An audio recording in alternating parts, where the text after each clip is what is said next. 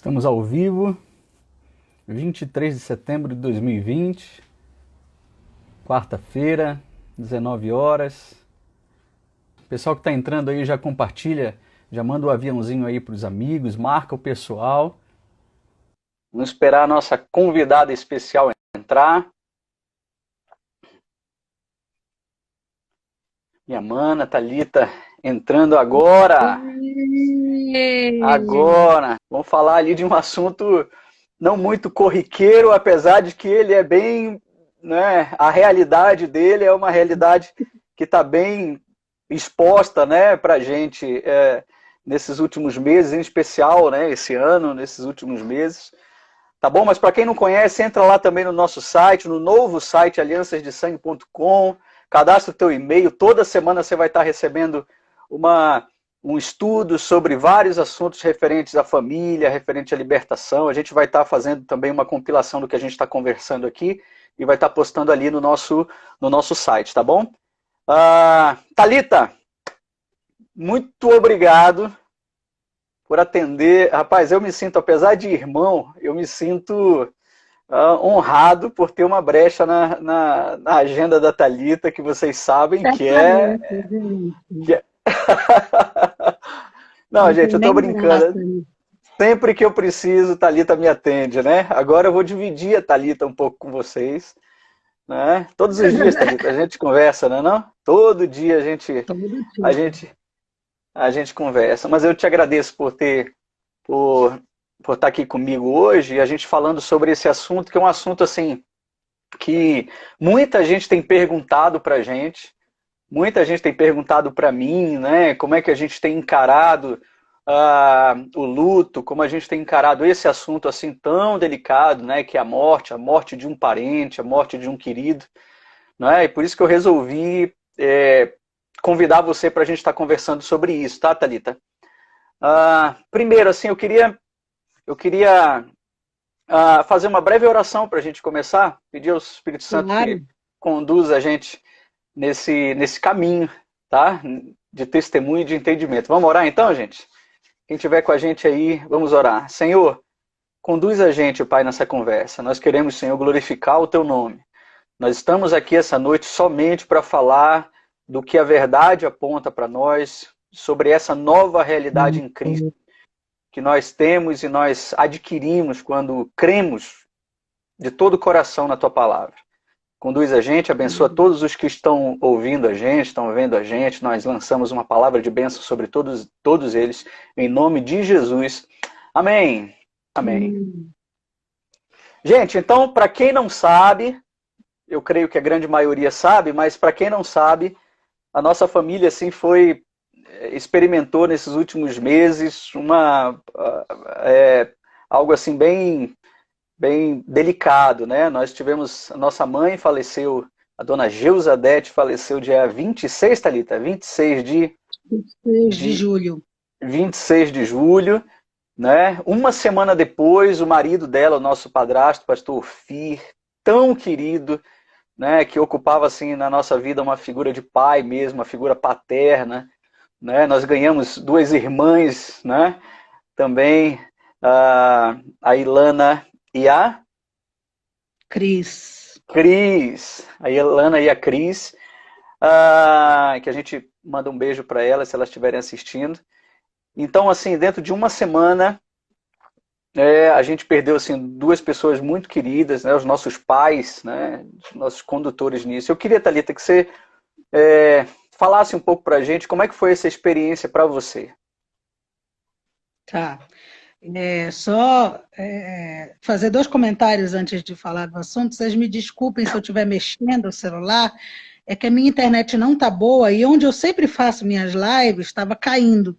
Então eu tive que vir aqui para minha sala, perto do modem, né, para conseguir fazer. Tá Jonatas, é desculpado. interessante, obrigada. Interessante que você falou, né, para mandar o aviãozinho, e eu fui mandando assim automaticamente para minha lista e eu mandei para a Geusadete também. Então ela deve ter Olha recebido só, olha no só, Instagram dela o convite para olha só. a nossa live. Uhum. Então, para mim,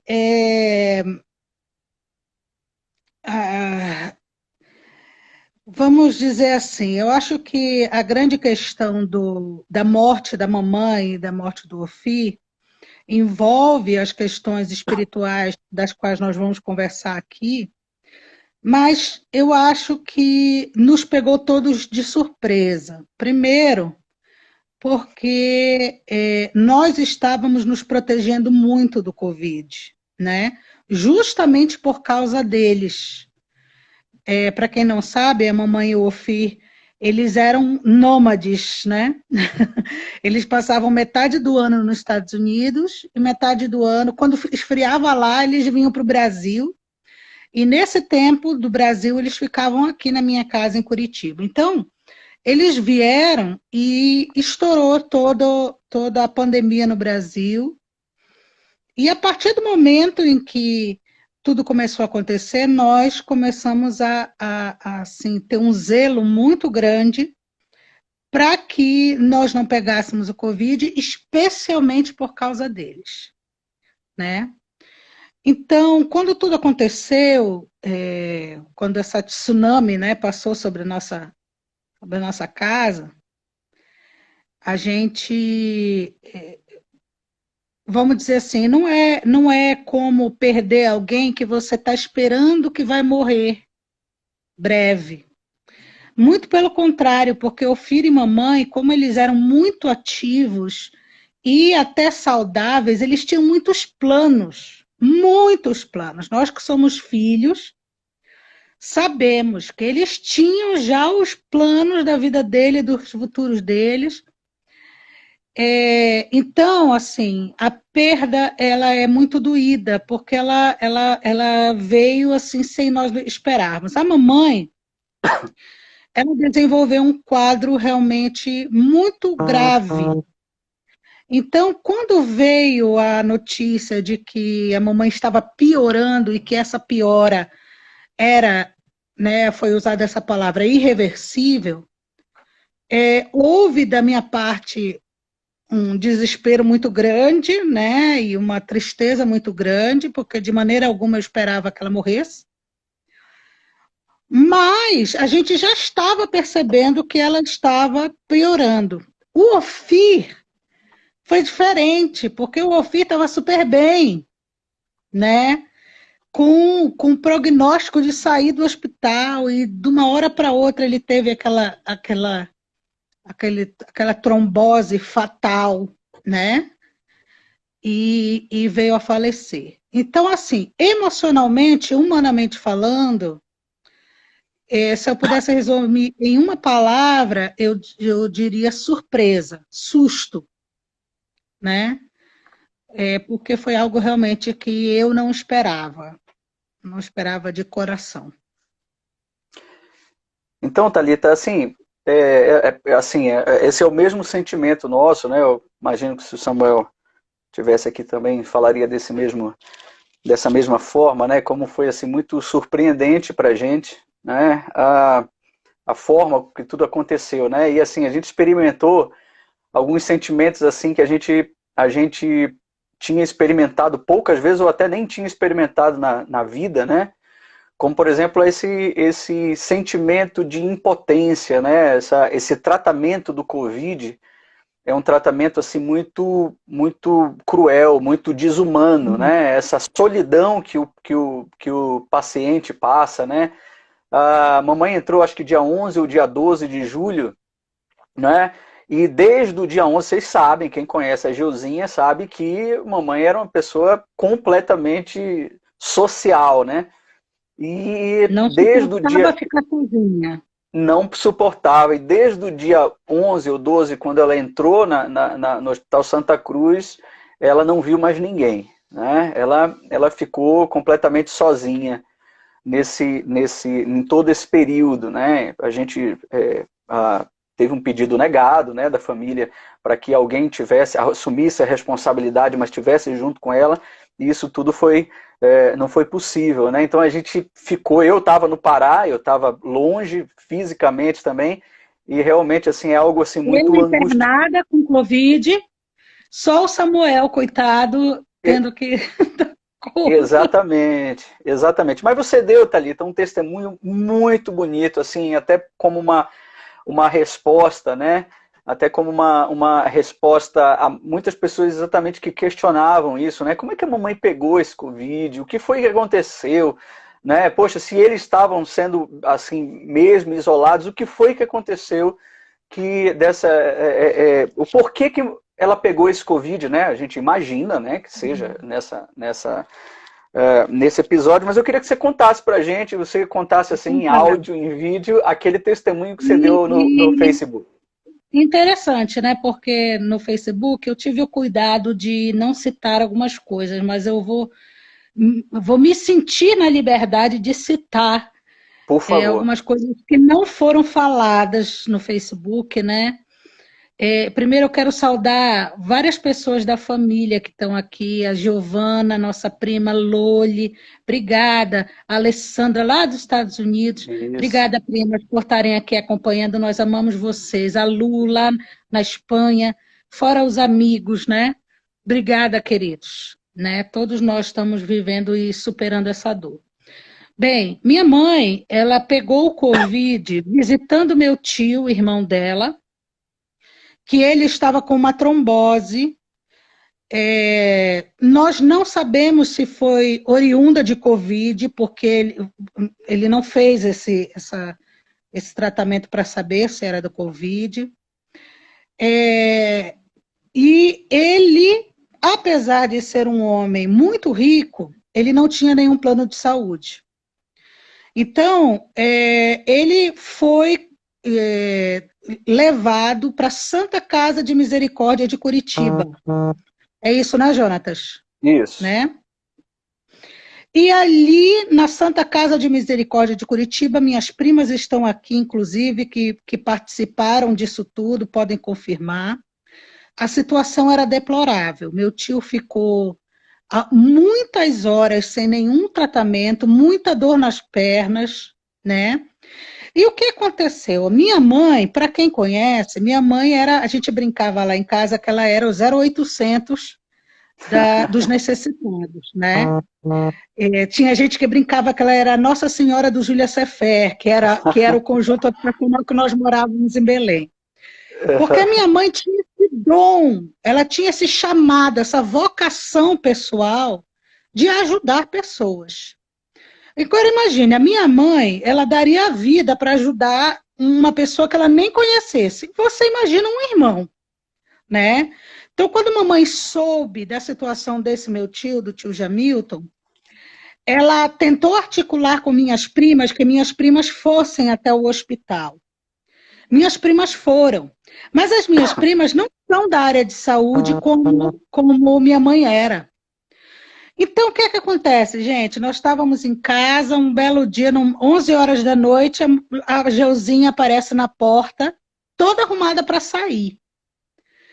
E nós olhamos assim, o Ofir, que era muito rigoroso com a questão de cuidado para não pegar. Para onde você vai? Eu vou para o hospital porque eu tenho que ajudar meu irmão está morrendo e não tem ninguém lá.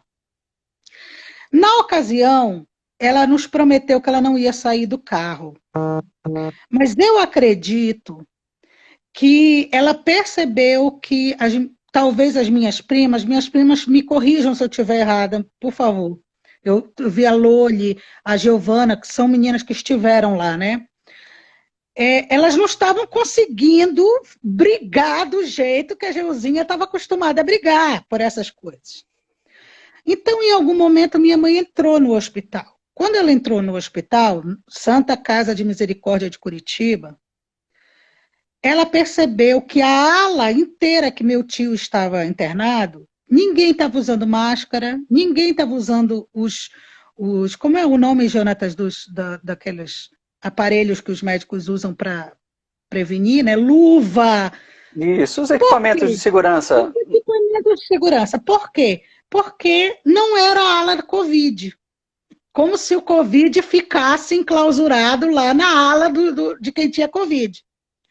Então, o que nós acreditamos? Nós acreditamos que ali, ao entrar naquele lugar, entrar, ela ficou algumas horas ali com o meu tio no hospital, que talvez, inclusive, tenha pego Covid também, mas nós não sabemos. Ela foi, ela foi submetida a uma carga viral muito forte do vírus, tá? Quando ela voltou para casa, o que aconteceu? Ela trouxe essa carga viral para nós. Então, nós de casa, nós já pegamos dela, né? Tanto que o Ofi teve 90% do pulmão. Eu tive 50% e meu marido teve 10%.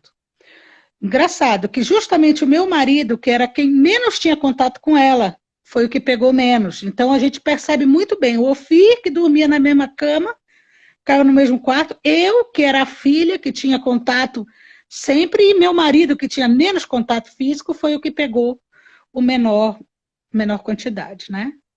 Então, nós temos muita clareza de que minha mãe pegou dentro de um hospital público, né, que ainda que não seja da prefeitura de Curitiba, acho que é do governo do estado, a prefeitura tinha a obrigação de estar fazendo a fiscalização daquele ambiente. Estão perguntando aqui, tia Lerbo, se a imunidade dela estava baixa? Com certeza, tia. Fazia 3 meses que minha mãe tinha tirado aquele tumor no cérebro, que todos oraram, todos clamaram pela vida dela. E ela saiu super bem, né? Faziam 3 meses. Então, é muito provável que a imunidade dela também estivesse muito baixa. E daí ela foi tomada pelo vírus, né? Da maneira como a gente viu a reação dela no hospital, a carga viral foi muito grande. E a gente vê assim, muito clara sobre a nossa desconfiança dessa infecção, vamos dizer assim, da mamãe ali na Santa Casa, porque a morte do tio Jamilton, nós fomos para o velório dele num sábado à tarde, e a família inteira estava lá, né? Logicamente que todo mundo de máscara, né, obedecendo ali os distanciamentos e tal, e exatamente quem na família pegou o Covid foi quem teve contato com o tio Jamilton, né, no hospital, a Fabiana, a Loise, né? São exatamente os primos que estavam junto com ela, né? E ficou muito claro exatamente o despreparo ali do hospital, né?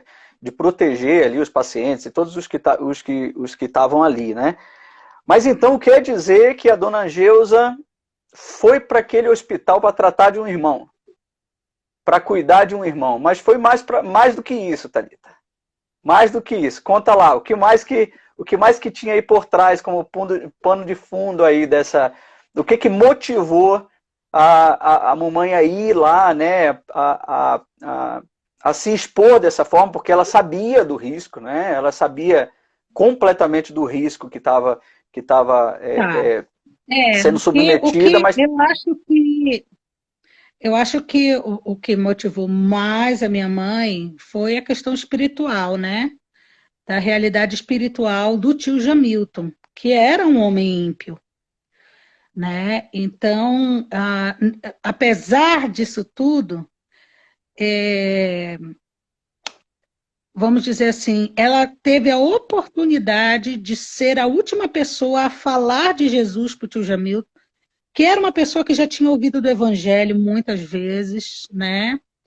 E ela teve essa oportunidade, né? E ela, vamos dizer assim, levou para o túmulo uma esperança de que o tio tenha se convertido e tenha recebido Jesus. Nós, humanamente falando, que conhecíamos o tio Jamilton, achamos muito difícil. Mas, até falando aqui da morte, né, qualquer pessoa diante da morte deve rever. O Vale da Sombra da Morte é algo assim que. É algo assim, mas olha, deixa eu te falar. Deixa eu te falar, então, assim, um dia antes dela, que ela foi algumas vezes no hospital, né? Não foi só uma vez, algumas vezes.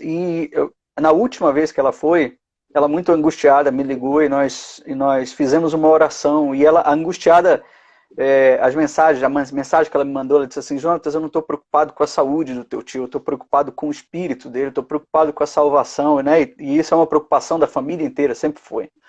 Uhum. E nós fizemos uma oração, nós invocamos ali realmente assim uma ação grandiosa do Espírito Santo. Nós pedimos para que o Espírito Santo entrasse naquela sala, naquela UTI, e desse uma única chance para o tio, uma única chance. Que ele se revelasse ao tio como nunca se revelou. Não é? Como que ele calasse mesmo ali, né, todas as vozes que sempre o impediram, né, de entender, de ouvir, né, tudo aquilo cegueira espiritual. Que a Bíblia chama, né, de espinhos, são as pedras, né, onde cai a semente e abafa a semente, né? Então a gente fez uma oração ali de preparação daquela terra e tal, e mamãe testemunhou, né, para mim, eu não sei se fez para você, mas testemunhou que ali já bem próximo o tio segurou na mão dela e disse que estava morrendo, né, que estava indo. E ela falou de Jesus, e ela falou de Jesus, e ela me testemunhou que ela sentiu algo muito, muito importante no espírito, né? Como se né, a gente não sabe o que é isso, mas algo especial aconteceu. Algo especial aconteceu. Pelo menos a oportunidade que nós pedimos ao Senhor, ele teve. Isso eu não tenho dúvida, Thalita. Não tenho dúvida. Por duas coisas. A primeira, o poder da intercessão, né? A intercessão é algo assim que gira a chave no mundo espiritual, né? Que na verdade junta aquilo que já está juntado no céu, né? Então a intercessão, ela tem esse poder, né? E principalmente, eu queria fazer esse testemunho com relação à mamãe, porque essa ação, essa atitude da mamãe foi uma atitude profética, né? Foi uma atitude profética. E normalmente a profecia, quando a gente estuda o profetismo, a profecia o preço da profecia é a vida do profeta, né? Então a mamãe assim, ela representa para mim assim uma grande coluna profética, não é? Como talvez nunca foi na vida. Como talvez nunca foi na vida. Não é? Entregou ali mesmo o seu corpo para ser queimado, entregou ali a sua vida, né, em favor de um irmão que, inclusive, em algumas vezes, em alguns momentos da vida, a rejeitou também. Mas isso que eu ia falar, Jonatas. Eu sei que eu não vou entrar muito... Fala, Thalita. Isso também eu não falei, não pus no Facebook, né? Mas esse era especialmente um irmão que não se relacionava bem com a minha mãe, né? A gente não sabe exatamente o motivo. Meus tios, eles mesmos dizem, Thalita, a gente não sabe explicar por quê, mas esse tio não gostava da minha mãe de alguma maneira. Não sei se talvez porque ela tinha se tornado batista e eles eram de uma família adventista, apesar desse meu tio se dizer ateu, ele dizia que a única igreja certa era adventista. Então, era como se a minha mãe fosse alguém que tinha virado as costas para a família. Isso. E também, quando a mamãe casou com o Ofir, tio Jamilton não aceitou isso. Ele devia ter os motivos dele. Mas o fato é que, de alguma maneira, o tio Jamilton ele não tratava a minha mãe com carinho, com amor. Então, a minha mãe, ela para mim, ela foi um exemplo do que é um amor real. O que é uma aliança, né? O que é um amor que independe de como esta pessoa está me tratando. É o que a Bíblia diz. Aleluia. É o que a Bíblia diz. Me mandou andar mais uma milha, eu vou, ando 2. Me deu um tapa no rosto, eu viro o rosto e ofereço a outra face. Foi isso que minha mãe fez, né? Então, isso para mim é um legado que é espiritual, que hoje, quando a gente olha para os meus sobrinhos, né, os filhos de vocês, né, mas para os netos dela, essas são histórias bonitas que a gente vai poder contar para eles. Amém. E vai dizer, ó, você pode brigar com teu irmão, mas você nunca pode deixar de amá-lo. Porque vocês têm uma aliança, vocês têm né, como diz o próprio teu ministério, você tem um pacto, uma aliança que é de sangue. Ela não é baseada em sentimento, né? Ela é baseada num compromisso, né? Não é. E se a mamãe, quantas vezes enfrentou riscos terríveis por causa de pessoas que ela nem conhecia, ela não ia fazer isso pelo próprio irmão, né? Então, eu não deixo, eu não tenho nem vergonha aqui, me perdoem as minhas primas se elas se ofenderem com isso que eu vou falar. Mas esse meu tio, ele tem dinheiro, ele deixou uma herança. E ele deixou uma herança para as duas irmãs da mamãe, e não deixou para a mamãe. Eu até disse, minhas tias e minhas primas choravam, quando a gente viu o testamento, né? Elas choravam assim, tipo, morrendo de vergonha da gente. Nossa, mas o que vocês estão pensando da gente? Gente, isso não tem nada a ver. Minha mãe nunca amou o tio Jamilton pelo dinheiro dele. Nós sabíamos que ele tinha problema com ela. Nós não esperávamos que ele deixasse qualquer centavo para ela. E não permitia que nós sentíssemos qualquer tipo de sentimento ruim por eles. Não só pelo tio Jamilton, né? Mamãe sempre foi uma protetora da casa, né? Mamãe sempre foi. Até quando os irmãos faziam besteira e a gente começava a reclamar aqui em casa, porque o tio Jamilton ela abria a boca e dizia, você não fale do seu tio. Esse sempre mesmo tio que brigava com ela. Exatamente, a mamãe isso é maravilhoso. Né? Cíntia, você está falando uma coisa muito bonita, né? Apesar dessas brigas na família da mamãe, isso foi uma marca muito grande que ela deixou na nossa casa, e meu pai também lutou muito por isso, pela unidade entre nós. É verdade. Então, nós, os irmãos, os três irmãos, nós não somos fáceis. Nós discordamos na maioria das vezes um com o outro, né? É só você vir aqui para um café que a gente diz que é o nosso café teológico que a gente tinha aqui quando podia se reunir, né? Ainda mais teologia, igreja, o Jonatas é de uma linha, eu sou de outra, Samuel é de outra. Mas as nossas diferenças nunca nos desuniram. Amém. E em nome de Jesus, nunca vão nos desunir.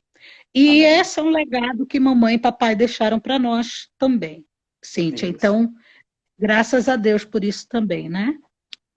Liz, esse ensino a gente tem ensinado aqui para os pais da nossa igreja, né? Que nós temos uma classe de pais. Uhum. Eu e Samira somos responsáveis por essa classe. Um abraço aí para quem está assistindo a gente. Exatamente sobre o poder do testemunho, né? Sobre o poder que tem o exemplo. Né? Eu me lembro muito o Elton, nosso primo, testemunhando sobre quando era adolescente, mais ou menos assim, na faixa aí dos 15, 16 anos, ofereceram para ele cigarro, né? Na escola, na vizinhança, não lembro bem os detalhes, e ele foi, assim, de uma forma até meio inocente, perguntar para o pai, né? Pai, eu posso fumar? Né? A resposta do pai foi avassaladora. A resposta foi com uma pergunta: papai fuma? Né? Então, o exemplo maior está na paternidade, né? E a mamãe ensinou a gente sobre isso, ensinou assim, algo assim que vai ser eterno, né? Algo que vai ser assim, vai acompanhar a nossa vida como pai, até porque os nossos filhos também estão vendo isso e testemunhando. Inclusive, esse vídeo é um vídeo assim, precioso para a própria família ouvir, né, da nossa boca o porquê que nós, apesar de toda a problemática que a morte traz, né, a separação de corpos, as almas, né, os sentimentos, eles ficam muito conturbados nesse momento, mas nós sabemos muito bem o que tem por trás disso, né? O legado, o histórico que isso trouxe para a nossa família. Isso acalenta muito o nosso coração, né? A gente sabe que mamãe não morreu em vão.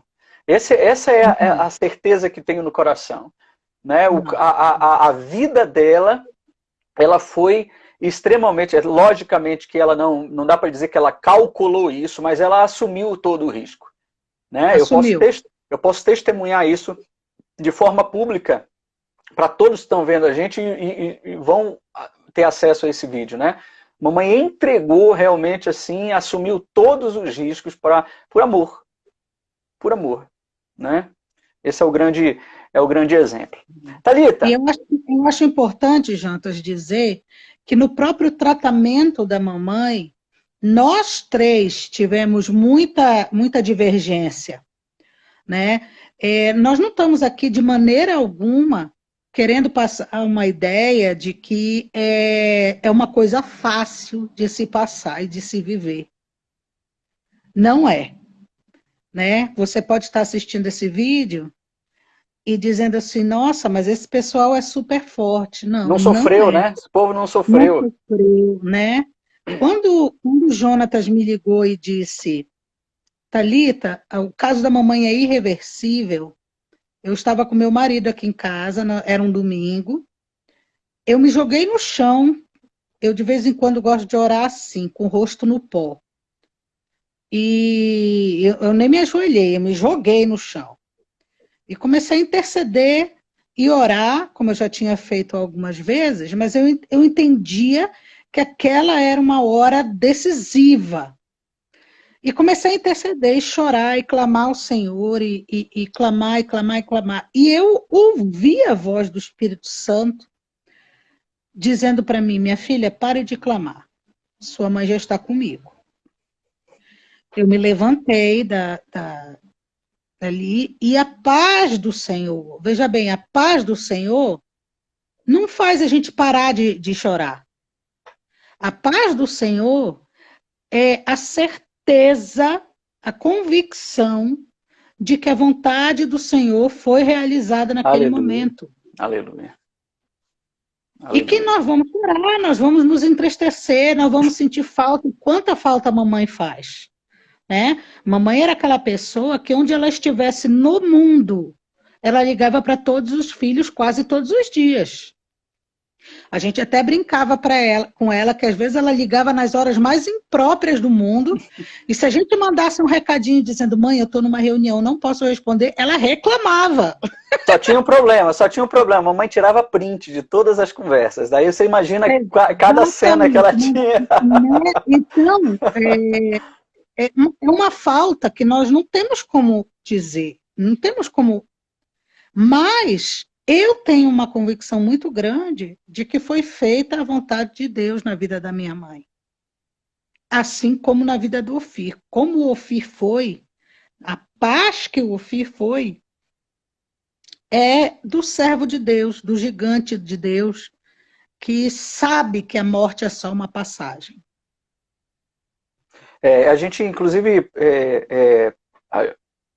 para quem não sabe, né, o nosso pai morreu em 2006, né, esse ano fez 14 anos da morte, né, do papai, e mamãe ficou durante muito tempo enlutada. Na verdade, até encontrar o Ofir, ela viveu um luto muito prolongado, né, e era realmente uma coisa assim que a gente andava muito preocupado com ela, né. Eu, inclusive, antes do Ofir aparecer, né, que o Ofir meio que caiu de paraquedas assim, na nossa frente, eu pude estar ministrando na vida dela, porque a gente sabe que um luto prolongado ele traz, inclusive, algumas influências espirituais assim, muito, muito negativas. Né? A gente precisa sempre lutar para sair do luto, sempre lutar para sair desse deserto. Né? Deus permite a gente a passar por isso, dessa separação, né, dessas separações, mas a gente não pode se apegar a essa separação. Né? A gente não pode se apegar a isso. Né? E isso, quando a coisa começou a prosperar para a vida da mamãe, é quando ela se libertou definitivamente, eu acho que foi 12 anos, né, da vida dela assim mesmo, chorando pelo papai. Né? Foi algo assim, na nossa batalha espiritual, no Ministério de Libertação, né? A gente se preocupa bastante com isso, né? Porque um luto prolongado sempre é uma invocação a um morto, né? Sempre é a invocação a alguém que já morreu, né? Inclusive é o mesmo princípio de idolatria, né? Você está invocando um morto, e toda vez que você invoca um morto, né? Vem o kardecismo mexe muito com isso, né? Vem um espírito maligno perturbar você, né? Então a gente tem trabalhado muito com relação a isso ao luto, mas o luto é bem-vindo, ele faz parte, né? Ele tem fases do luto. Nós é permitido sim passar por esse luto, mas esse luto tem um período, né? Ele tem um tempo. Né? O deserto ele tem ali 40 dias, né? Ele tem um tempo determinado, né, para você passar no deserto. A permanência nesse deserto ele começa a gerar morte, que foi o que aconteceu ali com o povo do Egito, né?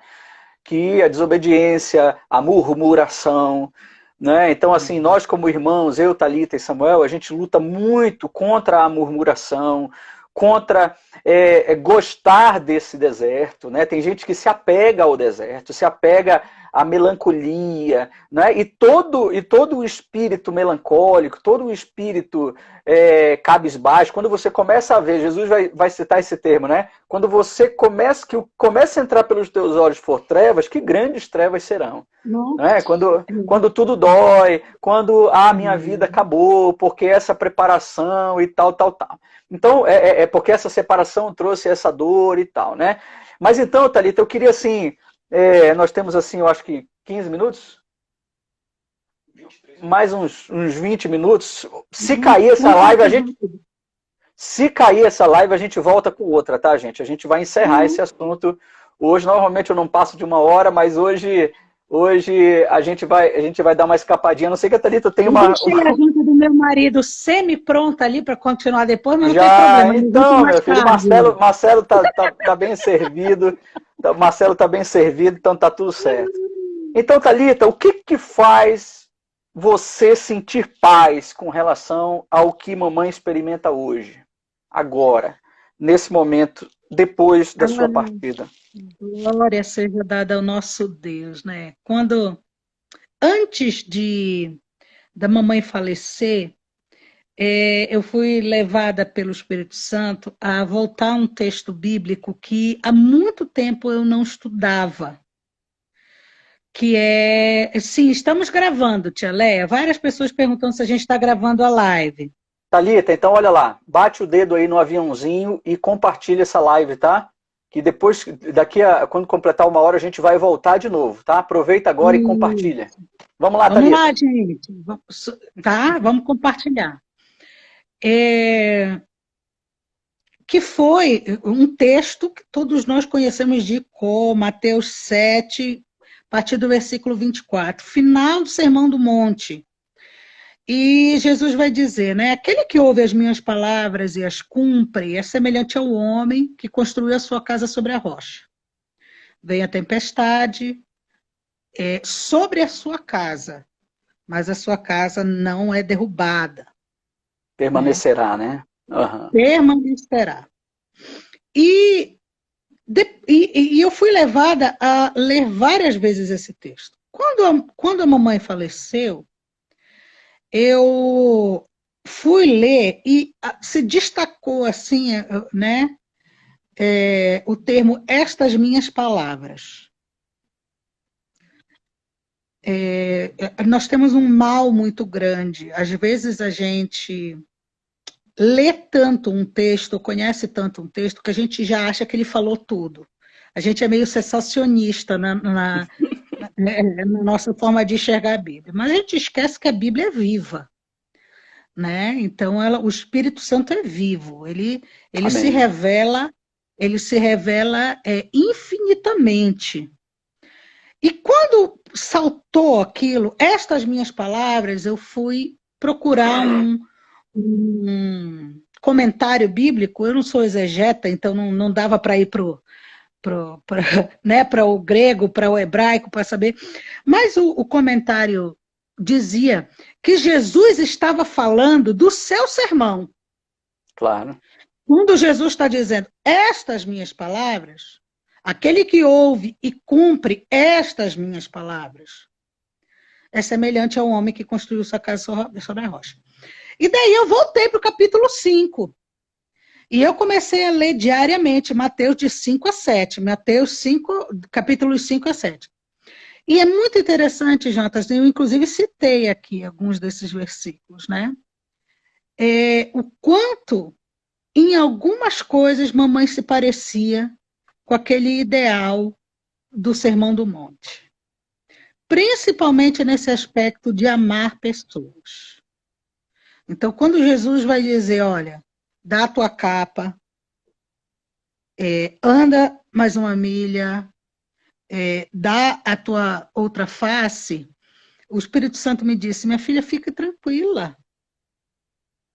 A casa da sua mãe estava sobre a rocha. Ela cumpria essas minhas palavras. E me veio a grande lição. Eu preciso cumprir essas palavras. Eu preciso voltar para o Sermão do Monte e ouvir o que Jesus estava dizendo para que, quando vier as ondas sobre a minha casa, eu realmente esteja sobre a rocha. Não é qualquer palavra, são essas palavras. E o que era o Sermão do Monte?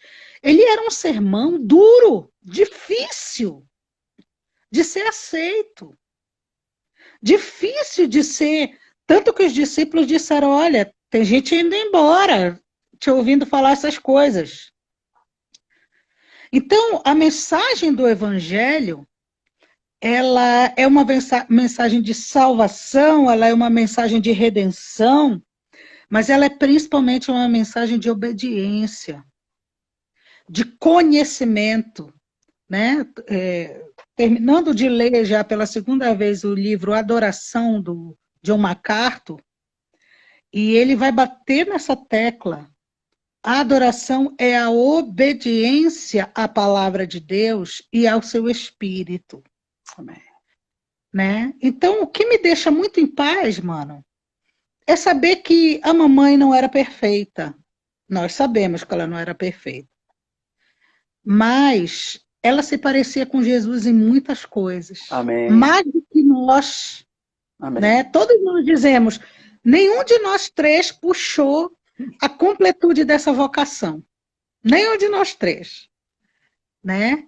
Mas ela tinha essa vocação completa de continuar, de servir as pessoas e de dar, se necessário, tirar a roupa do corpo para ajudar aquilo que precisa. Então, eu tenho muita paz.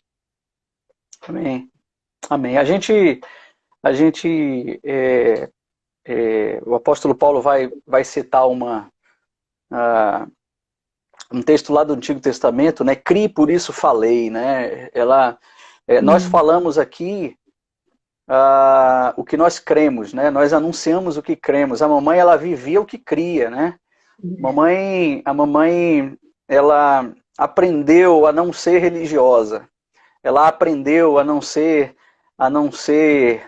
adoradora da religião, né? A mamãe, ela rompeu com todos os costumes, né? E decidiu viver a completude. Às vezes deu uma travada aqui, Nathalita, mas às vezes até mesmo sem saber conceituar, não é? Sem entender, às vezes, até o próprio texto bíblico, né? A gente conversava muito sobre isso, mas ela vivia, isso era um fato. E uma das coisas que me põe assim, sobre a rocha nesse assunto, não só com relação à morte da mamãe, a morte do meu pai, a morte do filho, mas a morte dos santos, né? O que a Bíblia fala sobre isso, né? Que a graça de Deus, o ministério da reconciliação de Jesus Cristo, ele é tão poderoso, mas ele é tão poderoso que a excelência é só dele. É só dele. Toda a excelência do poder de redenção, ele é sobre o nome de Jesus. 4:7? 4, exatamente, né? Mas nós somos vasos de barro.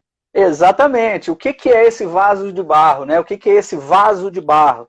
Aonde que atua isso? Somos nós, nos nossos corpos, né? Lembrando, gente, que todo o mundo espiritual ele precisa do mundo físico para ter autoridade. Por isso que Jesus morreu, por isso que Deus encarnou, não é? E morreu, ou seja, ele tira na morte a chave da morte, a chave do pecado, né?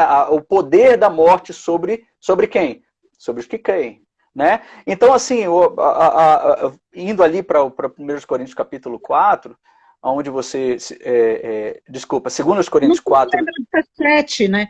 Isso. Primeiro, é 4? 2 Versículo Coríntios 4, 7. 7. Isso, né? Mas temos Isso. esse tesouro, que é a Em graça de vasos de Cristo, vidro. para mostrar que esse poder, que tudo excede, provém de Deus e não de nós, né? E todos nós somos pressionados, mas não desanimados, ficamos perplexos, mas não desesperados.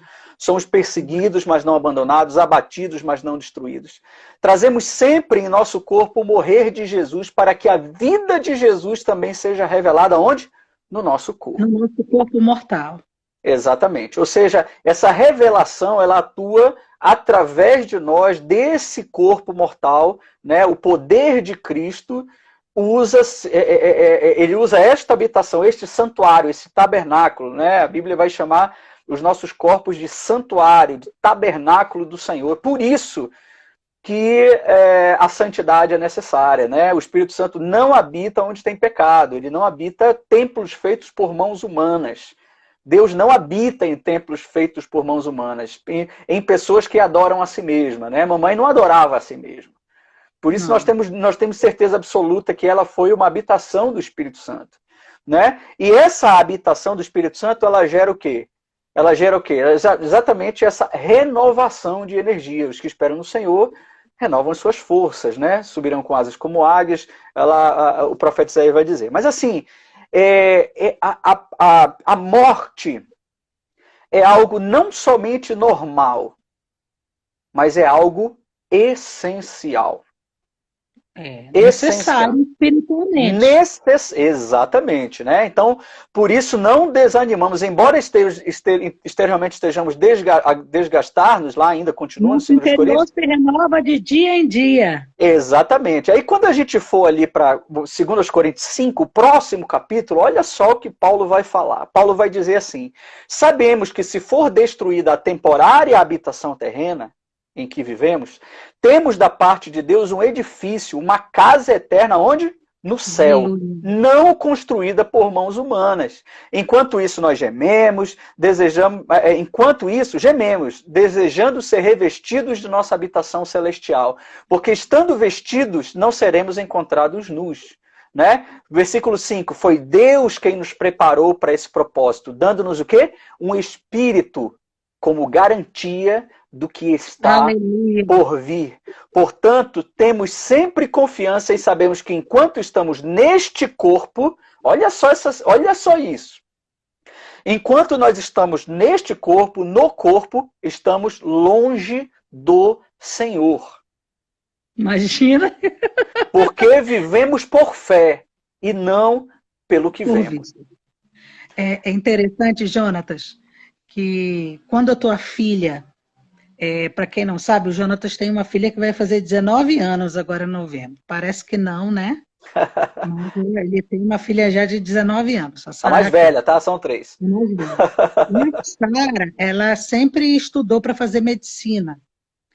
Mas ela não passou nos 2 vestibulares que ela fez e passou na segunda opção dela, na PUC. E daí ela me mandou uma mensagem, ela está até aqui assistindo, ela pode se manifestar. Ela me mandou uma mensagem, ela disse assim: poxa, Tatá, o que você acha de eu fazer direito? Que era a minha segunda opção. Eu disse: minha querida, você pode fazer o que você quiser. Você é uma mulher de Deus, você é uma mulher inteligente. O que você quiser, o Senhor vai te abençoar. Onde você colocar a tua mão, o Senhor vai te abençoar e você vai ser próspera. Aí nós ficamos felizes porque deu certo, ela se matriculou. Aí eu mandei um WhatsApp para ela, eu disse: você está feliz? Ela disse: eu estou. Eu só não estou mais feliz porque eu queria que a minha avó estivesse aqui para ouvir essa notícia. Eu acho que ela ia ficar muito feliz, porque ela era uma das pessoas que mais me incentivava. E daí eu disse para ela: Sara, você precisa entender, meu amor, não existe nada aqui na Terra que aconteça conosco que possa deixar sua avó mais feliz do que a felicidade que ela já vive hoje na presença de Jesus. Então Amém. fique triste, porque você não tem a vovó aqui. Isso é verdade. Isso pode ficar triste mesmo. Todos nós ficamos. Mas triste por ela, não fica. Porque hoje ela desfruta daquilo que nem olhos viram, nem ouvidos ouviram, nem passou na mente do ser humano. O que ele preparou para aqueles que o amam, para aqueles que o buscam. Aleluia. Né? Aleluia. Aleluia. E o apóstolo Paulo, ele continua dizendo assim, porque é necessário que aquilo que é corruptível, ou seja, o nosso corpo, seja revestido de incorruptibilidade, né? E aquilo que é mortal seja revestido de imortalidade. Gente, a morte para o crente é uma bênção.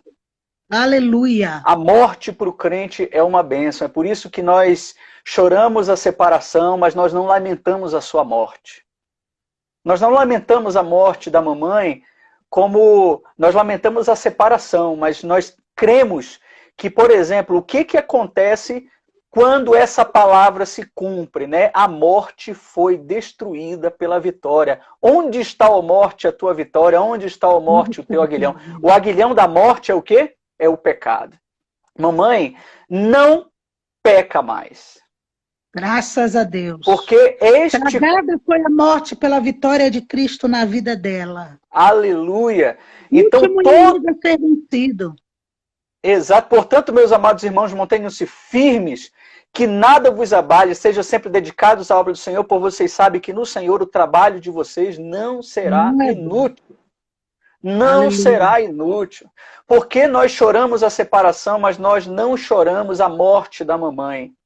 Porque a morte, eu vou repetir isso, a morte para o crente acabou e encerrou o conhecer em parte. Oh, glória. O que o apóstolo Paulo fala em 1 Coríntios 13. Acabou. O espelho e enigma. Acabou essa história. Acabou. A revelação agora é completa. Por quê? Porque não existe revelação a um corpo mortal. Não existe a revelação a um corpo que foi desgastado pelo pecado, que foi contaminado pelo pecado. Né? É por isso que para habitarmos a Nova Jerusalém, é necessário que nós ressuscitemos num novo corpo, num corpo glorificado. Exatamente. É por isso que é necessário a morte do cristão. É por isso que antes de qualquer pessoa morrer, o melhor para essa pessoa é que ela seja selada pelo Espírito Santo. É por isso que nós pregamos o Evangelho. É por isso que nós anunciamos a verdade de Cristo, a cruz de Cristo, o batismo do arrependimento, que é o batismo de João, o batismo das águas, para que o batismo do Espírito Santo aconteça, né? Para que o selo do Espírito Santo aconteça na vida das pessoas. E a gente pode testemunhar, eu e Thalita, hoje podemos testemunhar para todos vocês que estiveram aqui com a gente, não é? Exatamente esse hoje, quer dizer, dia 26 de julho, o Cronos parou de dominar a vida da nossa mãe. Né? Ela venceu o último inimigo. Agora, não é mais o tempo desta terra, desta era que domina a sua vida. O que ela tem, até o próximo corpo que ela tiver, que é o corpo glorificado, é eterno. Por isso, não haverá mais lágrima, não haverá mais choro, não haverá mais tristeza, não haverá mais doença, porque tudo isso se encerrou nesse corpo. Tudo isso foi encerrado, o apóstolo Paulo dizendo assim, onde está a morte, a tua vitória? Onde está o teu aguilhão? A morte, porque aquele que crê em Cristo, mesmo que morra, viverá. A morte não tem vitória sobre nós, mesmo que ela trague o nosso corpo, mesmo que ela mate o nosso corpo. Mas no mundo espiritual, o que está acontecendo? É uma grande vitória à morte do crente. É uma grande vitória. Graças a Deus. Eu não sei se a gente ainda tem algum tempo, Jonatas. Vai lá. Quanto tempo tem? Alguns minutinhos. Vai que a gente vai acabar essa live e a gente começa outra. Ó, só lembrando que nós não estamos fazendo uma ode à morte. Por favor. Né? Porque, vamos lembrar que a gente está no Setembro Amarelo, né? Que é contra o o suicídio. Por que o suicídio é pecado? Porque é você antecipar aquilo que Deus não te deu permissão de fazer. Nós não sabemos o dia da nossa morte. Até esse dia, Deus tem obra para nós fazermos nessa terra. Deus tem missão para ser realizada por nós. Desfazer as obras do diabo. Nós, como corpo Nós de não Cristo, temos a permissão de tirar a nossa própria vida. Eu não quero discutir aqui, né? Tem muita. O Ofir sempre dizia isso, o Ofir, que é psicólogo, ele dizia assim: o que me preocupa é um pouco dessa teologia humanista entrando no Evangelho, é que daqui a pouco se justifica qualquer pessoa tirar a vida e a gente diz, não, mas ele era salvo, isso foi uma depressão, isso foi, né? E ele dizia, a gente nunca viu tantos crentes se suicidando como a gente vê hoje, pastores. Por quê? Porque existe essa ideia de que é permissivo. Se você está doente, se você está muito abatido, isso palavras do Ofir, né? E eu sei que é um assunto muito delicado, e eu conversei com uma terapeuta semana passada, e ela disse, Thalita, há casos em que o suicídio, ele é até irracional, a pessoa está levada por um domínio mental que a leva a realizar o suicídio. Agora, nas outras vezes, todas, a maioria dessas vezes é evolutivo, é uma escolha. E, Thalita, a gente precisa mexer nessas bases, porque qual é a base do pecado? O que é o pecado? Né? O que é a desobediência? Né? Eu costumo dizer para os meus discípulos, para as pessoas que estão junto comigo, que o pecado é uma escolha. Sempre foi uma escolha. Né? Aquele pecado que ofende ao Senhor é aquela escolha que você faz. Né? E o John Bevere ele vai dizer que aonde consiste a base desse pecado, a base disso, porque todas as vezes que você peca, você escolhe pecar, né, que é, por exemplo, por que o suicídio é pecado, por que o suicídio, né, você intentar contra o seu próprio corpo, porque no fundo, a base do pecado é o quê? Você olha para Deus e diz assim, Senhor, tu não me és mais satisfatório.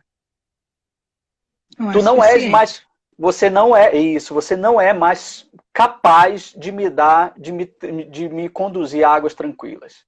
Não é? E daí você escolhe pecar. Quando você diz assim, eu vou adulterar, né? Eu vou me deitar com uma outra mulher, eu estou dizendo assim, Senhor, aqui tu me mandastes, eu não gosto mais, isso não me é suficiente. Gente, inclusive, olha, você que está entrando aí de novo, tá? Compartilha essa live aí com os teus amigos, tá bom? Eu queria fazer um convite para você visitar ali a nossa página, aliançasdesangue.com, tem material ali muito bom sobre todos esses assuntos, inclusive essa nossa conversa minha da Thalita vai gerar um conteúdo importantíssimo para você. Se você cadastrar o teu e-mail ali, você vai receber toda semana uma reflexão sobre tudo isso que a gente está conversando e outros assuntos importantíssimos para o reino, tá? Então compartilha agora essa live, essa segunda parte, já está gravado no IGTV do Instagram, essa primeira parte, tá legal?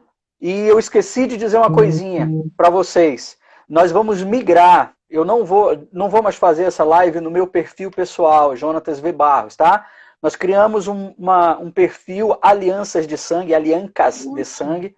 Procura a gente lá, segue a gente, que a gente vai começar a fazer essa transmissão lá, tá? aliançasdesangue.com. Ajuda a gente fazendo o compartilhamento desse conteúdo, que é um conteúdo assim, muito especial, e eu estou muito feliz dessa noite de ter a Thalita aqui, e eu proponho, quem propõe aí que a gente tenha outros bate-papos desse? Rapaz, o negócio rende aqui, cara.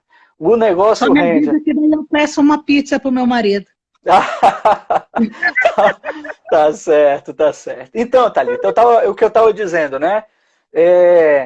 Como é que você faz uma análise sobre uma análise sobre uma atitude, sobre uma ação, né? Jonatas, eu eu estou em pecado, eu pequei, né? Porque eu desejei alguma coisa, porque eu fui tentado. Tentação, gente, não é pecado, né? A tentação, todos nós estamos sujeitos. Inclusive Jesus foi tentado, né? Ele sentiu fome, mas não pecou por causa da sua Nenhuma tentação. delas ele Em foi tentado nenhuma, em todas as coisas e nenhuma todas. delas pecou. Exatamente. Então, tem gente que procura assim, Jonatas, eu vivo sendo tentado, eu sou um pecador, né? Eu sou tentado e tal. Calma, cara, calma. O que você fez com essa tentação? É isso que importa, né? Nessa nossa conversa de aconselhamento. Mas com relação ali à questão da morte, o desejar a morte, né? Quando você deseja a morte, quando você deseja a morte não só de uma outra pessoa, né, mas deseja a sua própria morte, no fundo, quando você fala de você mesmo, no fundo, você está dizendo para o Senhor, Senhor, essa vida que o Senhor me deu, essas promessas que o Senhor me deu, essa aliança que o Senhor me deu, eu desisto dela, eu não quero mais. Eu não quero experimentar a proteção que o Senhor me prometeu. Ou a promessa, porque o que é a base da fé? Né? A fé é uma certeza. Né? Até na educação de filhos a gente ensina muito isso para os pais, né? De que a recompensa, a promessa é uma das bases, a herança é uma das bases da aliança. Né? Você precisa... Por que Jesus gasta assim várias palavras, várias frases, vários sermões prometendo? Por que a Bíblia promete? Porque a promessa é o que sustenta a nossa fé. Nós estamos indo para alcançar a coroa. Né? Nós queremos a coroa, nós não queremos o que foi prometido simplesmente para essa vida. Né? Eu vou postar amanhã uma frasezinha que eu gosto muito de dizer, né? Que o evangelho ele é completamente escatológico. Ele é 100% escatológico. Ele redime o passado, né? Reposiciona o presente para quê? Para que a gente alcance o fim. Para que as nossas vestes sejam limpas, para que a gente experimente a promessa. Porque as promessas são para os obedientes. Né? São para aqueles que entram mesmo num perímetro de santidade. Mas você ia falar alguma coisa aí, Tatá? Eu acho que essa questão das emoções, né?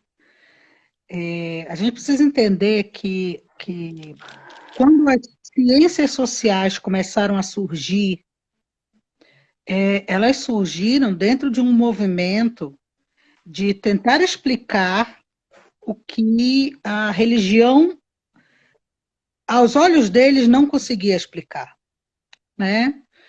Então, especialmente no aspecto psicológico, no aspecto das ciências que estudam a psicologia, qual é a minha forma de enxergar? É que muitas vezes a gente ainda trata a realidade espiritual do crente como sendo algo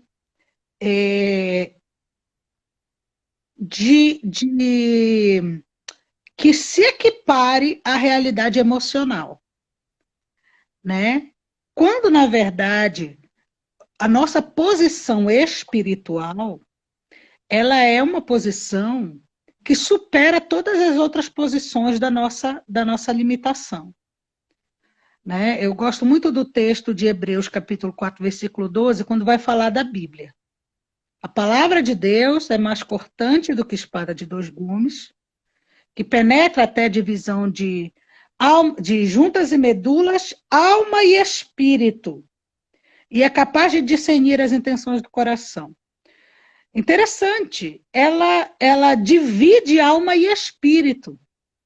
Um dos grandes lutas que a gente tem como conselheiro hoje é discernir o que aquele problema é um problema emocional e o que é espiritual. E é interessante porque a própria palavra de Deus vai nos dizer, só ela é capaz de discernir isso.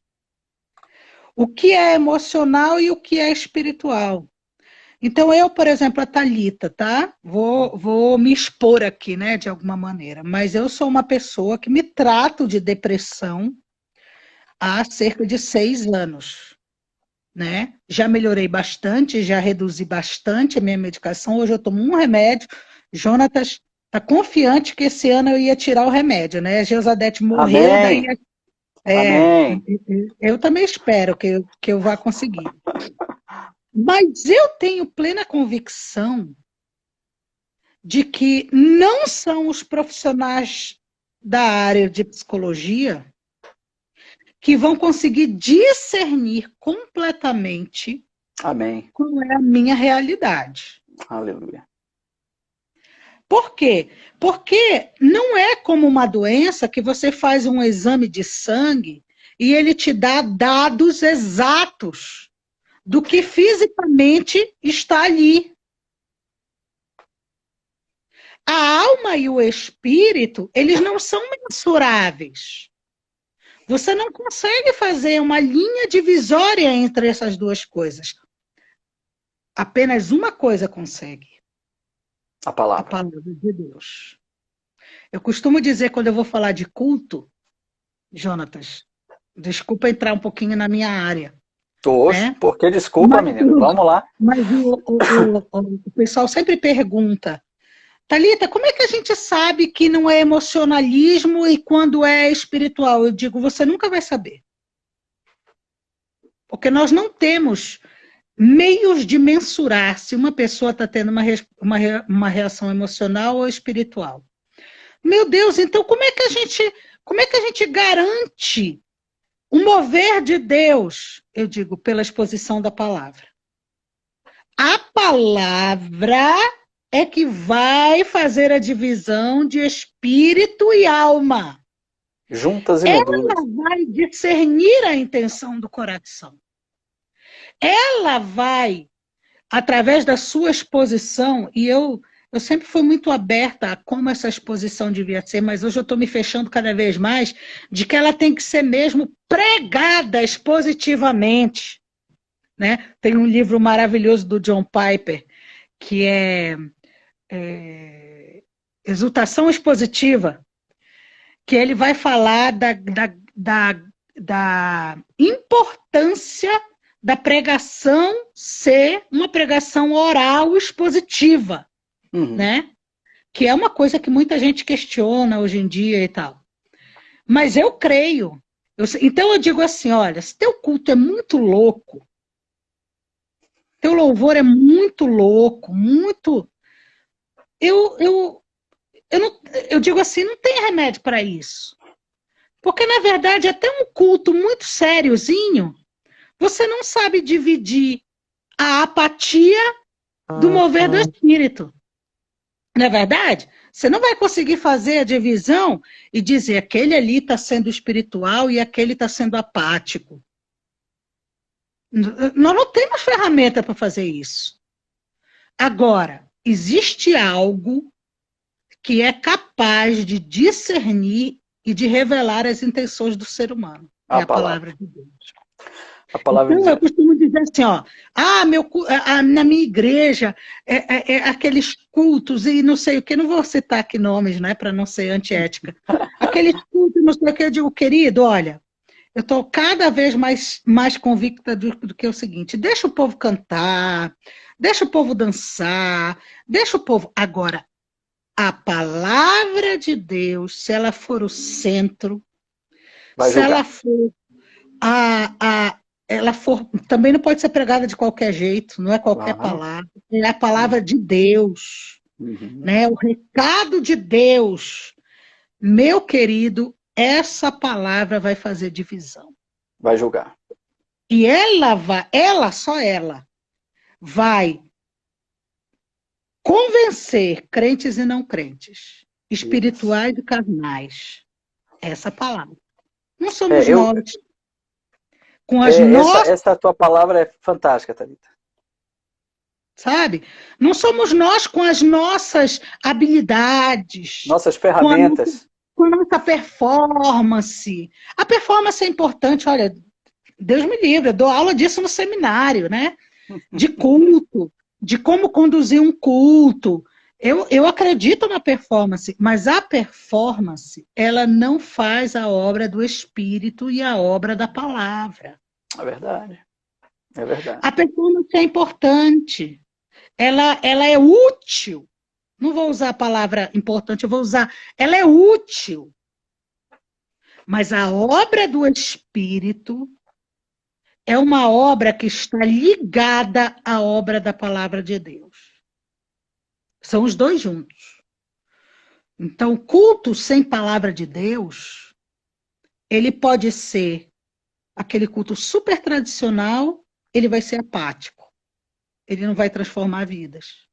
Ou ele pode ser aquele culto super avivado, vai ser emocional. Não vai transformar vidas. O que é que vai trazer o prumo? A palavra de Deus pregada pelo profeta de Deus, ungido para aquele propósito, que mantém a sua vida coerente com a palavra e traz o recado do Espírito, o recado do Senhor, para aplicar aquela realidade. Então, isso não tem muito a ver com morte, mas isso tem a ver com essa questão da espiritualidade e da emoção. Tem a ver com morte, Thalita, porque a gente fala de culto, né? Qual é o culto aceitável ao Senhor? É o culto espiritual, né? O culto da alma, que é o entendimento, né? É a nossa capacidade de memorizar, de aprender, né? Os nossos vínculos emocionais, né? Tudo isso ele é movimentado ali pela alma, né? Então, assim, quanto mais comprometido está a tua alma, né? Qual foi a pergunta do salmista, né? Por que estás abatida, ó minha alma? O abatimento, antes de alcançar o espírito, o abatimento começa no coração, começa na alma, né? Começa nas motivações. Então, por exemplo, o que nutre a alma, né? A gente precisa entender que nós somos seres, né? Existe uma discussão teológica com relação a isso, mas nós somos tricotômicos, né? Pelo menos eu Pelo menos vejo isso dessa a gente forma. concorda, né, João? Corpo, alma e espírito e tal, né? Inclusive, a 1 Tessalonicenses 5, 23 diz assim: o próprio Deus da paz os santifique inteiramente, que todo o espírito, alma e corpo de vocês seja conservado o quê? Irrepreensível na vinda do nosso Senhor Jesus Cristo. Por que a gente está falando? Por que a gente está falando isso? Eu dei um chute aqui. A gente estava falando sobre homens que tiram a sua vida, homens de Deus, homens que entendem a palavra, homens que têm submetido a palavra, quer dizer, que entendem a palavra, que conhecem a letra, que conhecem, que estão inseridos num ministério, mas a gente precisa entender que uma coisa é vinculada na outra. Uma parte do homem sempre influencia na outra. Então não tem como, por exemplo, você se fortalecer espiritualmente e enfraquecer a tua carne, e enfraquecer a saúde, e enfraquecer o emocional. Não adianta você espiritualmente todos os dias ir orar, ir buscar o Senhor, e ler a tua Bíblia, e saindo dali você passa o dia inteiro vendo Netflix, ouvindo o conselho de ímpio, que alimenta o quê? O conselho do ímpio vai entrar onde? Na alma. Vai entrar exatamente nesse conselho da alma. Não adianta entretenimento vil, entretenimento pecaminoso. Exatamente. Então, o que vai? O corpo, por exemplo. Por que apresentei os vossos corpos? Né? Por que o cuidado, a santidade orgânica, ela é necessária? Porque ela mexe diretamente na alma e no espírito. Diretamente. Eu acho uma coisa interessante, Jonatas, né? O contrário também é verdade. É nesse ponto que eu quero dizer. Nós estamos deprimidos, nós podemos estar, mas se nós alimentamos o nosso espírito, nós também alimentamos a alma. Era Sim. Isso que eu queria dizer, né? Que às vezes, do jeito que é levado, e tem igrejas que estão indo por esse caminho, é como se a psicologia fosse a solução para todos os problemas da alma. Thalita, eu estou desesperado com relação a isso, porque, assim, eu tenho muitos amigos psicólogos, eu assim, admiro muito a psicologia, mas, assim, a psicologia invadiu as nossas igrejas. É impressionante como, inclusive, basta-se ter preparo de psicologia. Hoje os psicólogos têm muito mais voz dentro da igreja do que os próprios teólogos, do que os próprios pastores. Né? É algo assim que a gente precisa olhar. Nessa discussão, mas eu estou te dizendo. Eu também acredito no papel da psicologia. Calma, é isso que eu estou te falando. A psicologia, ela é uma ferramenta.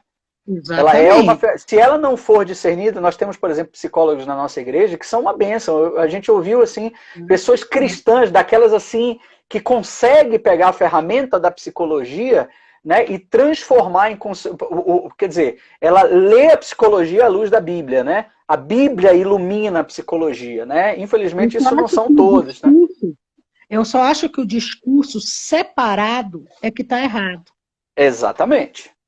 Não adianta você fazer uma terapia, você que está de luto aí, na sua casa assistindo a gente. Não adianta você fazer uma terapia e tomar remédio, se você, na mesma intensidade, não buscar o Senhor e alimentar o teu espírito. É isso aí. É isso aí. Por quê? Porque a fórmula de alimento da alma, quem é que alimenta a alma? É o Espírito. A Bíblia vai dizer que os que esperam no Senhor renovam as forças. Que força é essa? Não só força física, né? Mas a força emocional, né? Essa força para superar. É isso que eu estou te falando. Você pode alimentar o Espírito e alimentar a alma. Não só pode, como vai. Né? Se você fizer isso. Agora, se você também pode boicotar esse processo. Totalmente. Né? Alimentando somente a alma e não o espírito. Aí você enfraquece o espírito. Como pessoa doente, assim como uma pessoa que é patologicamente, clinicamente doente, não adianta só ir para a igreja e buscar. Não. Tem que ir atrás do médico. Isso. Então, o tratamento é os dois, gente. Exatamente. O que a gente não pode o cara está deprimido, o cara da tua célula, o cara está deprimido, manda para o psicólogo. Tá bom, manda para o psicólogo, mas o que você está fazendo pela vida do teu irmão para que ele consiga crescer espiritualmente? Isso me lembra muito Jeremias, em Lamentações 3. Eu estou lá, eu vi, Deus não está recebendo minha oração, né? Eu me sinto como se ele tivesse quebrado os meus dentes com pedrinhas. Vai ver! Uma pessoa deprimida, vai lá ver o capítulo 3. Até que ele diz, eu me cansei de ficar reclamando. Eu vou trazer à memória a razão da minha esperança. Que me traz esperança. Isso. E daí ele decide, eu vou começar a alimentar o meu espírito. E eu vou glorificar o meu Deus. O louvor é arma de guerra na nossa vida. Amém. Você está deprimido, meu irmão? Começa a louvar o Senhor. Eu não tenho vontade, é sem vontade mesmo. É sem vontade. É sem vontade. Liga a tua playlist e começa a glorificar e dizer, Deus, eu não estou sentindo nada, mas eu vou te glorificar, porque o louvor é arma de vitória na minha vida. Chama o presbítero, unge com óleo. Olha o que o Tiago vai fazer, né? Thalita, vai estudar o texto de Tiago, que é um texto que a gente conhece muito sobre enfermo, né? Se tiver alguém enfermo entre vocês. O enfermo que o apóstolo está dizendo lá não é enfermidade física. É o debilitado emocionalmente. Olha só. Inclusive, a cura emocional de gente que está deprimido, a Bíblia diz, chama o presbítero, unge com óleo. Por quê? Porque a ação da igreja sobre este debilitado emocionalmente vai curar o enfermo. Vai tirá-lo da cama. E se esta enfermidade foi causada por um pecado, lhe será perdoado. Olha só porque o pecado deprime. Claro! O pecado deprime. Jonatas, enquanto eu calei o meu pecado, os meus ossos se quebravam, era assim que eu me sentia. Exatamente. Então, assim, A depressão não é a origem de... Toda depressão é a origem de pecado. Não é isso. Nós não estamos aqui, gente, postulando coisas para vocês. O que nós estamos dizendo é o seguinte: você é crente no Senhor Jesus, não adianta só você tomar remédio para sua depressão. É verdade. Você precisa batalhar espiritualmente para que o Espírito Santo e a palavra de Deus tragam fogo para sua alma. Exatamente. Exatamente. Né? O reino de Deus é cura, o reino de Deus é cura. A igreja que se posiciona sacerdotalmente, profeticamente, tem palavra de cura para todas as áreas, física, emocional, espiritual, de qualquer pessoa. Aqui, pelas palavras da ilustre Cassiane, tá chorando longe. Não importa. Olha, tem uma música que eu gosto muito. Eu me decepcionei quando eu vi que não era composição da Ana Paula Valadão, né? Que ela diz assim: levanta um aleluia, né? Na presença do inimigo. Levanta um aleluia mais alto que os ruídos. Uhum. Samira ouve muito essa música aqui em casa. Levanta um aleluia. Canções são armas para mim. É isso aí. Levanta um aleluia. O céu vem guerrear por mim. Tem igrejas que não gostam dessa canção porque a primeira frase diz assim: levanta um aleluia na presença do inimigo. Aí tem gente que diz assim: ah, mas eu tenho que levantar um aleluia na presença de Deus. Eu digo: então não canta música. Porque quem está deprimido, quem está passando por luta, vai cantar na presença do inimigo mesmo. Olha, porque o inimigo está me oprimindo, o inimigo está me abatendo, eu vou levantar um aleluia na frente dele. E eu vou levantar mais alto do que os ruídos. Ele está enchendo a minha cabeça, ele está enchendo a minha alma de ruído. Eu vou levantar um aleluia na presença dele mesmo. É isso aí. Porque se eu levantar um aleluia no meio da guerra, o céu vem guerrear por mim. Thalita, a gente precisa ter um entendimento sobre a palavra, né? A palavra, para ela se tornar poderosa, ela precisa ser dita. Tá? Claro. A palavra, ela é uma espada, tá, gente? A palavra é a espada de guerra. Você não usa a palavra somente para aconselhar, você usa para derrotar o inimigo. Aleluia. Em conversas de libertação, em que a nossa equipe faz, eu faço, ministro bastante isso, uma das primeiras palavras, exaltando ao Senhor, invocando o Espírito para que ele tome conta, os anjos do Senhor tomem conta daquele espaço e decretando a retirada do inimigo. Nós dizemos para você, em nome de Jesus, você saia daqui. Você não é bem-vindo desse jeito. Quando o autor da música diz, cantando um aleluia na presença do inimigo, é que não somente para que Deus ouça, mas para que o inferno ouça. Como crerão se não há quem pregue? O evangelho ele não é simplesmente somente a gente pega uma Bíblia e entrega a Bíblia para a pessoa. Nós ensinamos, nós ministramos, nós professamos, nós anunciamos. Todo aquele que crer em seu coração e confessar com a sua boca. Com os lábios. Confessar com o lábio. Quando é que, por exemplo, no Ministério de Libertação nós nos deparamos com endemoninhamento? Com pessoas possessas por demônio. Né? Normalmente é quando você faz o convite para a pessoa entregar a vida para Jesus. Por quê? Porque o demônio vai calar a boca dessa pessoa. Porque ele sabe que ela não pode declarar o nome de Jesus Cristo. Se ela declarar, se ela disser, eu quero, acabou. Acabou.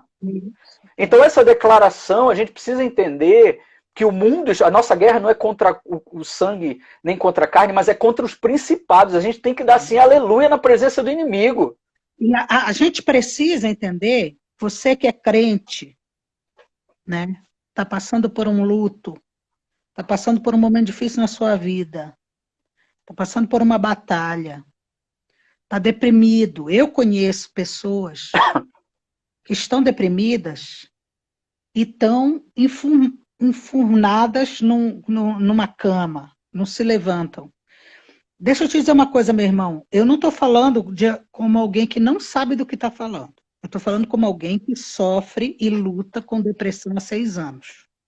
Eu sei muito bem o que o irmão está passando. Eu sei o que o irmão está passando. Mas eu quero te dizer uma coisa. Se você não sair da sua cama e não clamar pelo Espírito Santo de Deus, renovador, pelo fogo do Espírito, se você não abrir a palavra de Deus para que ela alimente e cure os teus ossos, para que ela seja lâmpada para os teus pés, luz para a tua vida, se você ficar deitado na cama, eu vou falar aqui como a deprimida, como a ex-deprimida. Já ia te consertar. Como a ex-deprimida. Você não vai ser curado. Ou o seu tratamento vai demorar muito mais.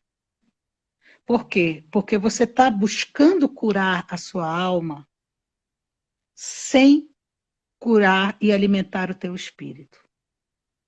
E nós não temos, nem a psicologia tem uma régua capaz de dividir os dois. A psicologia não tem isso. Você não vê tanta gente que faz tratamento a vida inteira. Eu conheço pessoas, gente que diz assim, Thalita, eu faço tratamento, o meu filho faz tratamento a vida inteira e não sai dessa depressão. Não estou falando de pessoa que faz tratamento e fica bem. Eu estou bem, graças a Deus. Eu faço tratamento para ficar bem, para me manter melhor. Agora tem gente que mesmo com tratamento não fica bem. Eu tenho muita dificuldade de acreditar que esse problema é só emocional. Para mim tem coisa espiritual ali que está sendo mascarada como emocional. E não vai ser curado, meu irmão, você me desculpe. Enquanto o espírito não for tratado. Não for fortalecido. Não for tratado. E até, desculpa, mas até se não for liberto.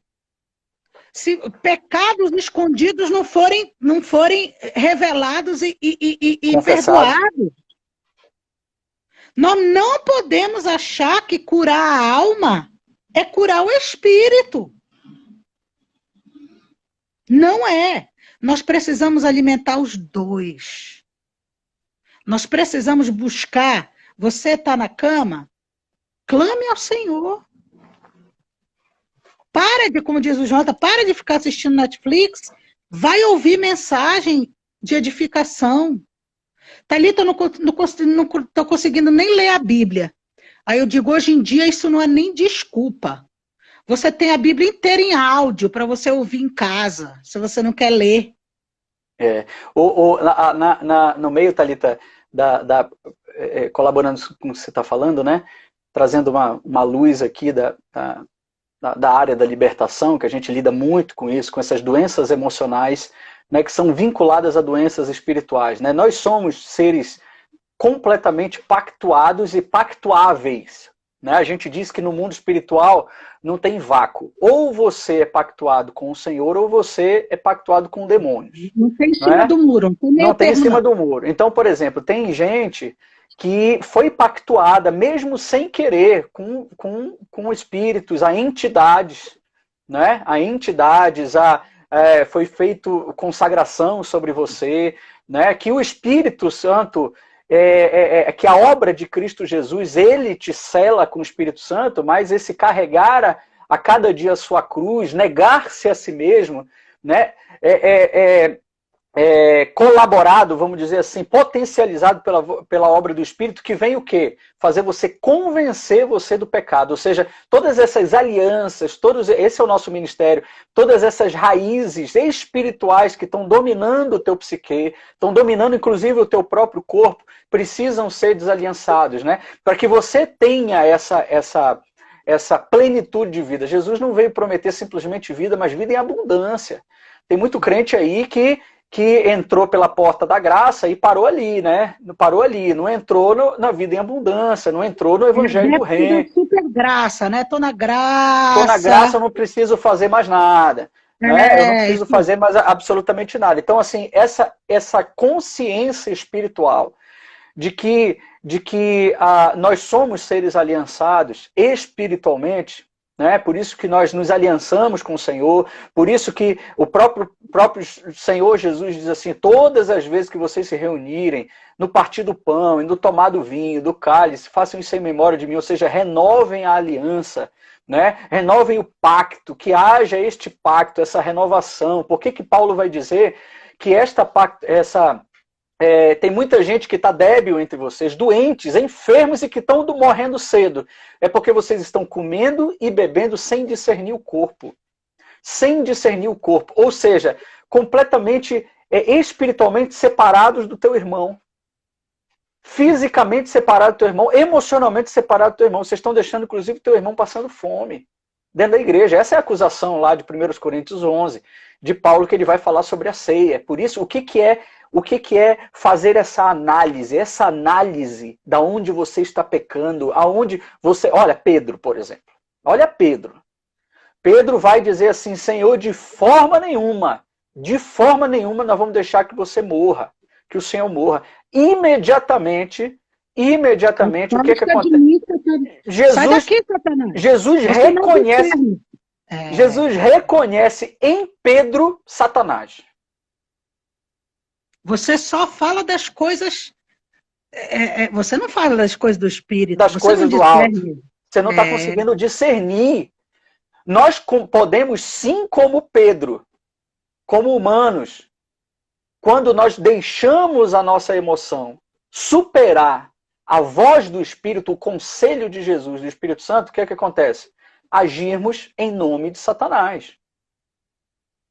Que não deixa de ser uma aliança. Então, assim, a nossa palavra, gente, eu queria assim, posicionar, a gente estava falando sobre morte, lutos, tudo tem a ver com isso. Por quê?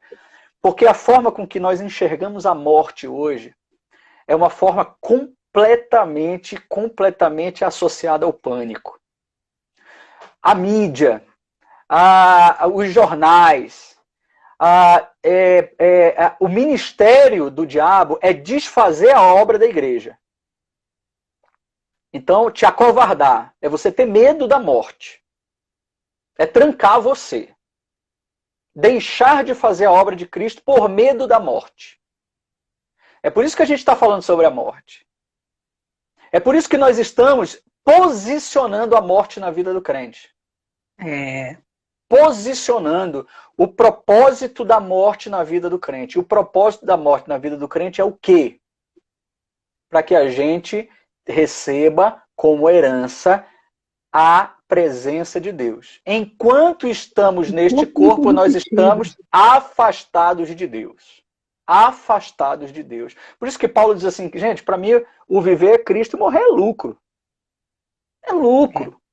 Tá? Agora, a gente acabou alongando essa conversa porque a gente está discutindo os tipos de morte, né? O desejar a morte não é para o cristão. Paulo não andava por aí procurando a morte. Não andava. E que é importante, gente, que é importante nós que somos crentes, eu acho que essa palavra muito importante é o discernimento. O discernimento do tempo, o discernimento da obra de Deus, do que Deus quer de nós nesse tempo. Né?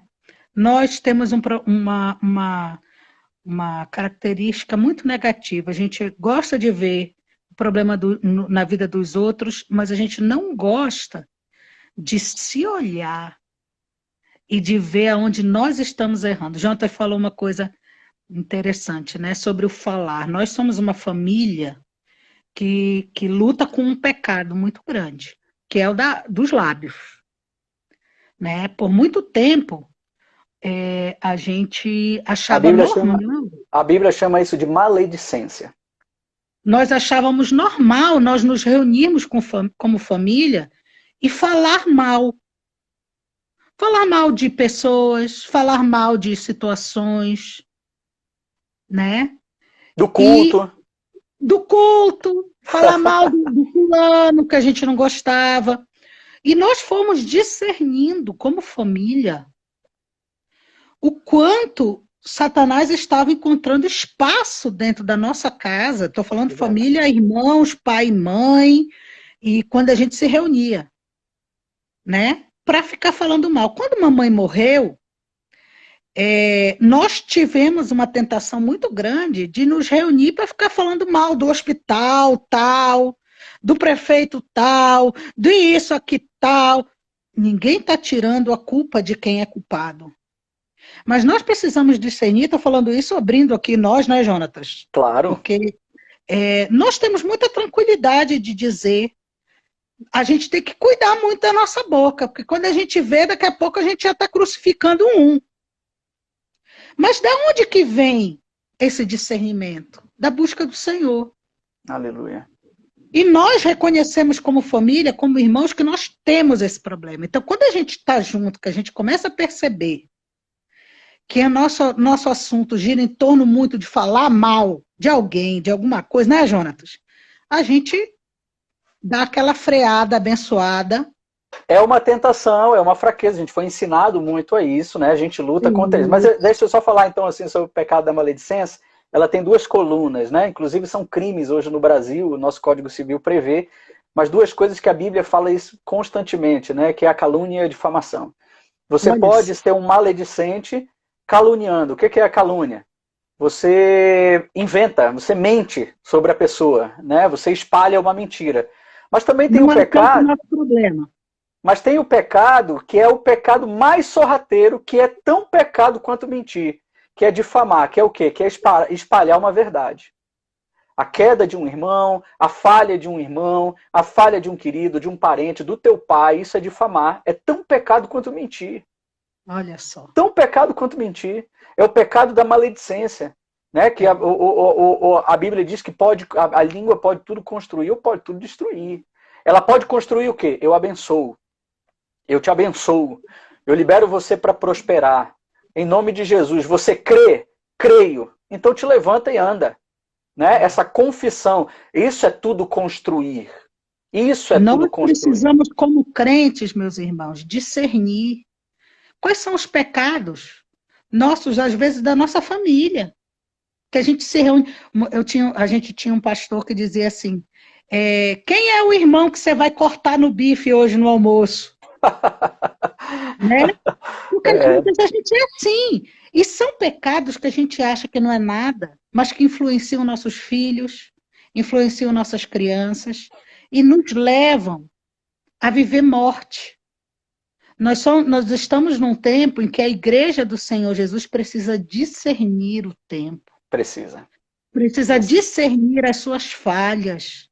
Precisa fazer a oração de Davi, ver se há em mim um caminho mau. Isso. Leva-me até o caminho eterno. Caminho enquanto nós formos iguais, né? Isso me lembra muito o apóstolo Paulo, quando ele diz assim: a justiça de vocês tinha que exceder. Foi Jesus que falou. Me corrija, João. E muito dos fariseus. Exceder a dos fariseus. Será que nós, como igreja do Senhor Jesus, temos sido vistos como aqueles que a justiça é tão justa, a santidade é tão santa, que é melhor ser julgado por eles do que pelos tribunais humanos? Amém. Mas não. Então nós precisamos discernir, meus irmãos.